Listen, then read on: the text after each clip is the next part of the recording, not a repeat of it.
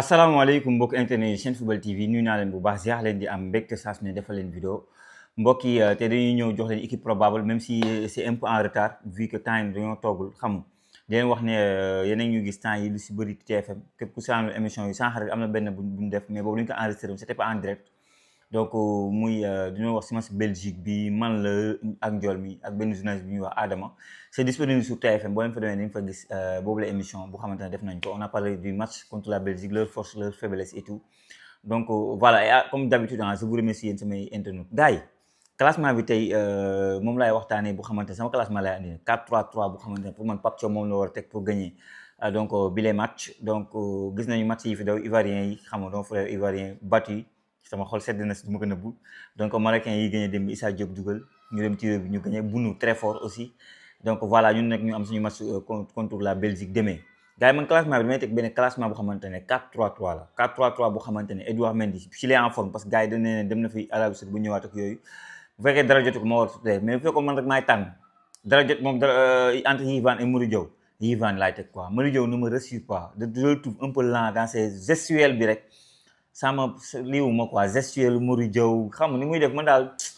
j'ai pas confiance en Mory Diaw maintenant bu ko tegee man je serai derrière man je suis pour l'équipe nationale du Sénégal bu ko tegee je serai derrière lui mais Yvan Diouf me rassure plus que Mory Diaw. Mory Diaw c'est pas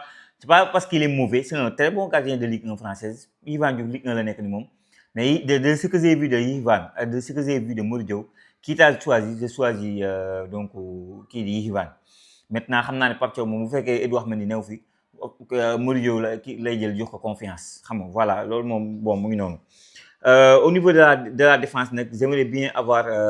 Pathé Ciss à côté de ça Niakhaté. Pourquoi Pathé Ciss alors que Mamadou Sarr moo ngi fi Abdoulaye Seck moo ngi fi wala sax Koulibaly maa ngi gis ne il est en forme xamal naa la gars yi Pape Thiaw nañu dimbali rek quoi on respecte Koulibaly bu mu tax maanaam bët bi ñuy xoolee Koulibaly mu yàqu quoi et Koulibaly en tant que patriote sax dafa war a toog ci banc bi quoi il n'est pas à 100%. Aguerd mu ngi Maroc pourtant bi ñu ko convoqué bu bokk si liste bi mais mu ngi toogee entraîneur bi nekk mën naa football mais néew ma à 100%. te pourtant moom 29 ans la am bëgg na xam ne xëy na ne lii mooy dernier coupe du monde Koulibaly li mu dee am na ñaari coupe du monde mais Aguerd benn coupe du monde la am bii moo waroon nekk deuxième Koulibaly bi mooy 3e coupe du monde il fait partie des rares joueurs sénégalais yi am 3 coupes du monde moom la Gana Gueye ak Ismaïla Sarr donc Koulibaly étant boo bëggee équipe nationale du Sénégal tu bu fekkoon ne nga say capacité ñun ñëpp man les yeux fermés la yow laa teg titulaire mais tu n'es pas en forme tu es resté 3 mois sans jouer 2 matchs tu fais beaucoup d'erreurs yu xamante ne coûté nañu cher xaw nañoo bëgg a toog mais Koulibaly dimbal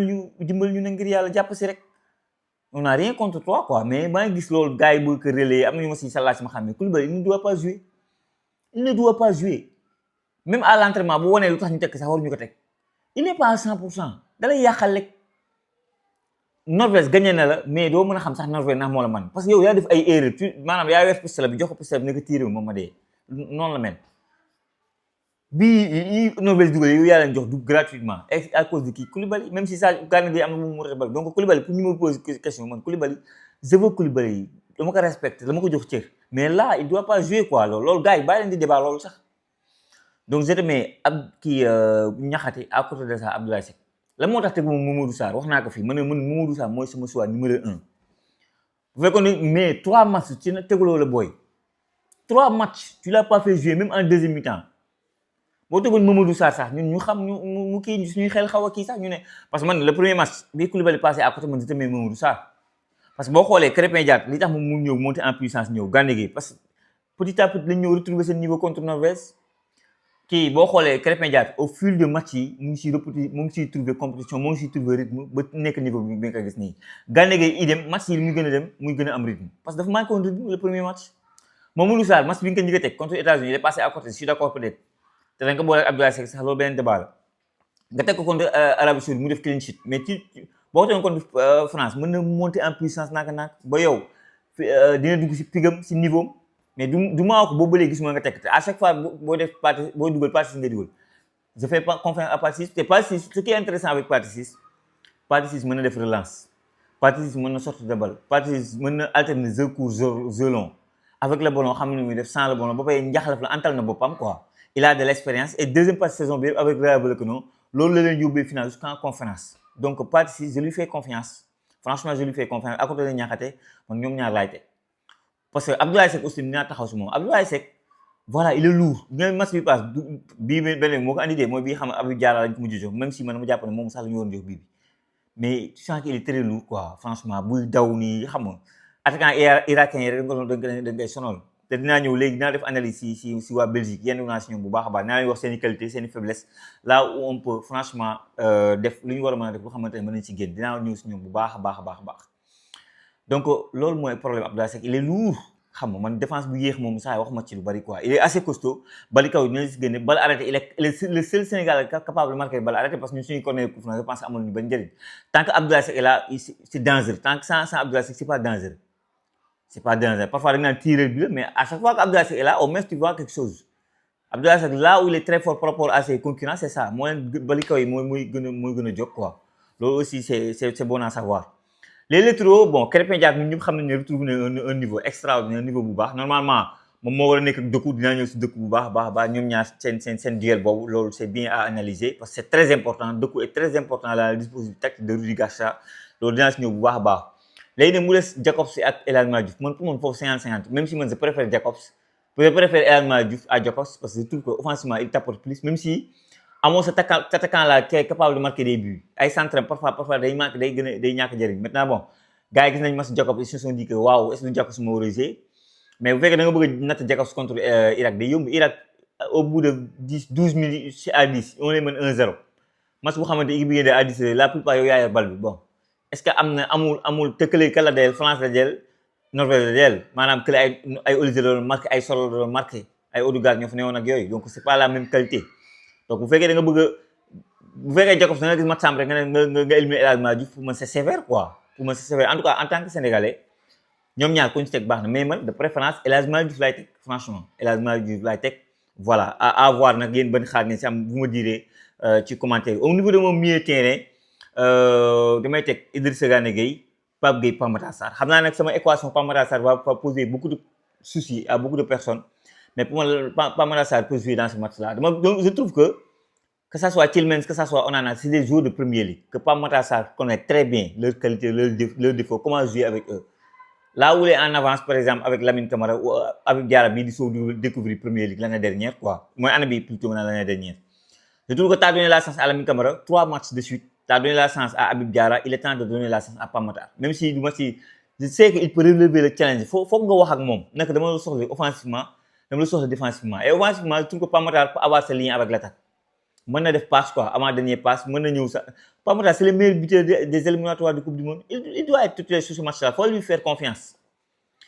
et le fait que nga nekk 3 te ñoom 4-2-3 le 1 lu ñu nekk la bataille du milieu tu peux la gagner et isoler donc parce que 4-2-3 la ñuy jouer nga isoler De Bruyne bi mën a joxe dernier passe et un Pape Matar Sarr qui connaît De Bruyne bu baax qui connaît Tielemans bu baax qui connaît Onana bu baax pour moi c'est un avantage bu xamante ne à ne pas négliger le joueur bi xam joueur ak joueur bi xamul joueur peut-être ñu tegal leen benn Lamine Camara mën na nekk en désavantage au Belgique parce que xamuñu Lamine Camara par rapport ak donc Pape Matar Sarr même si d'autres me diront mais Mohamed analyse vidéo am na gars yi xam nañ bu baax a baax les Lamine les Habib Diarra c'est vrai mais dans leur tête j'imagine que actuellement ñoom sur le match ils vont s'attendre à quoi que Lamine Camara jouer donc la façon nii Lamine Camara di jouer yëpp xam nañ ko ils se sont préparés à Lamine Camara mooy jouer Gana Gueye Pape Gueye donc pour brouiller les pistes da nga leen di andi un Pape Matar Sarr qui change tout qui change la donne parce qu'ils vont s'attarder sur Lamine Camara ils vont s'attarder sur Habib Diarra tu leur amènes Pape Matar parce que Habib Diarra j'aimerais bien qu'il joue mais je trouve qu'il est brillant man je trouve que ce jeu il peut être de l'avant il est solidaire si daw il est offensif bon voilà quoi j'aime bien son football mais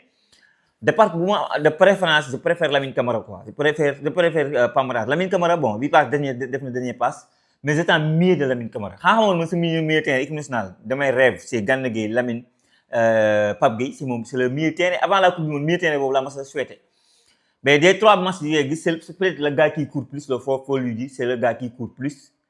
mais il me manque son lien avec l'attaquant quoi Ismaïla Sarr maintenant c'est notre attaquant boo xoolee Ibrahima Mbaye il a pas beaucoup touché énormément de ballons et registre bi ñu teg Lamine Camara je trouve que c'est pas utiliser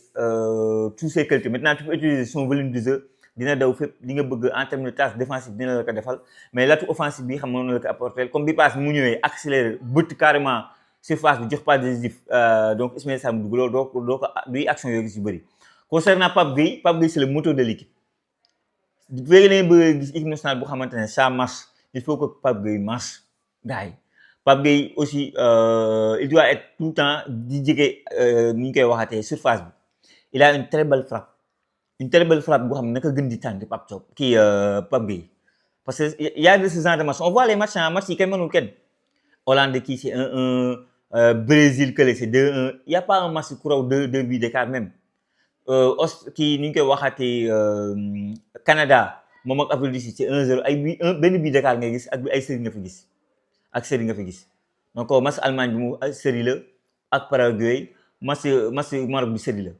donc loolu aussi tamit c'est à noter franchement. donc ñu ñëw si attaque bi nag attaque bi bu ñu si ñëwee bon man foofu du ma si am ay changements yu bëri je pense Iliman Ndiaye laay teg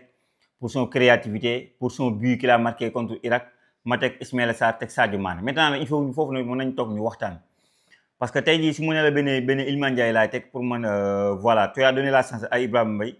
presque ça n'a pas marché mais il peut rentrer en deuxième mi-temps pour finir quoi Ibrahima Mbaye il est bien dans ce rôle là finalement c'est quelqu'un bu xamante ne mën na épuiser benn équipe bu xam ne dafa épuiser en première mi-temps deuxième mi-temps mën na dugg rey équipe bi c'est que Pape Thiaw feneen leen laa koy meree si trio bi mu leen wax ni Ismaïla comme avant-centre certes man xam ngeen ne ma suis un grand fan de Jackson dos au jeu son créativité libérer espace mais nag saa à un moment donné but la ñuy soxla gis nga waa Côte d'Ivoire seen attaquant dugal ñu dara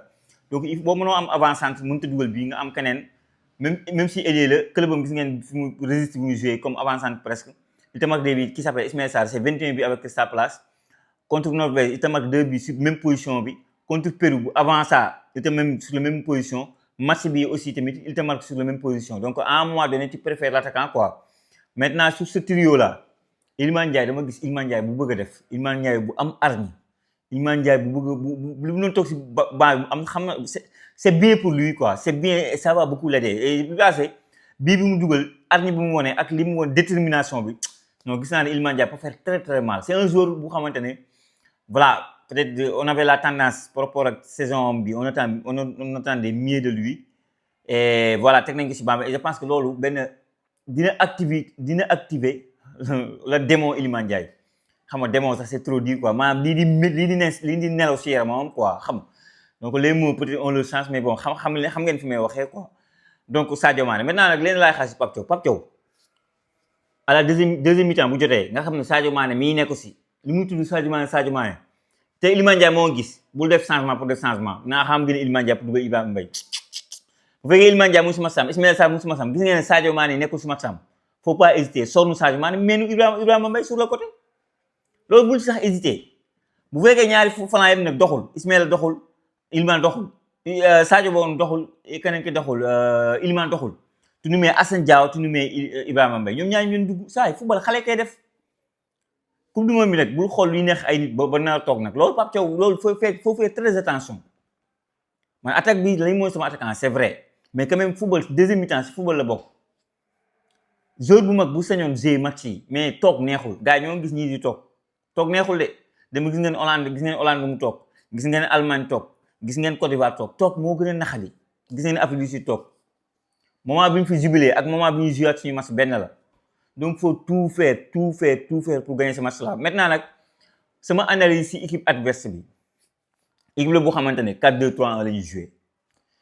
équipe la boo xamante ne Rudi Garcia moo leen yor Rudi Garcia xam ngeen que Lille xam ngeen que Lyon xam ngeen que Olympique de Marseille xam ngeen que AS Roma xam ngeen que Napoli xam ngeen que équipe bu Arabie Saoudite di Al Nassr ba ni mu nekkee Belgique donc c'est un entraîneur qui a de l'expérience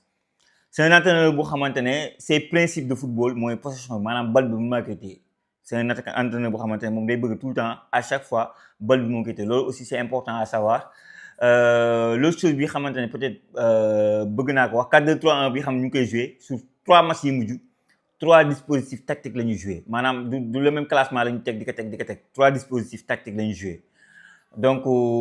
avec des joueurs différents parce que boo xoolee Onana ba tey retrouvé gul coupe du monde le Onana bi gars yi di xaar amaguñu ko ñoom moo tax match yi boo ko benn titulaire yeneen si banc bi lañ ko teg deuxième mi-temps la dugg quoi Tielemans moo fa jouer chaque jour ak le joueur de Bruges seen défense ils ont deux bons latéraux kii muy nekk Brighton kii moo nekk Fulham